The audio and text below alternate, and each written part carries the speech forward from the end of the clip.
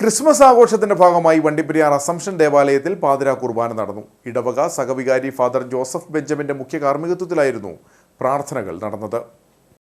ഇടവക വികാരി father Francis Nedumparambil, father Supriyanus OCD, father Rinchu ഓഖാം എന്നിവർ സന്നിഹിതരായിരുന്നു. പ്രത്യേകം തയ്യാറാക്കിയ പുൽക്കൂട്ടിൽ ഉണ്ണിയേശുവിന്റെ രൂപം വെച്ചതോടെയാണ് ആഘോഷങ്ങൾക്ക് തുടക്കമായത്. വിശുദ്ധ കുർബാനയ്ക്ക് ശേഷം കുട്ടികളുടെ വിവിധ കലാപരിപാടികൾ നടന്നു. ഇടവകയിലെ മുഴുവൻ അംഗങ്ങളും പാതിരാ കുർബാനയിൽ പങ്കെടുത്തു.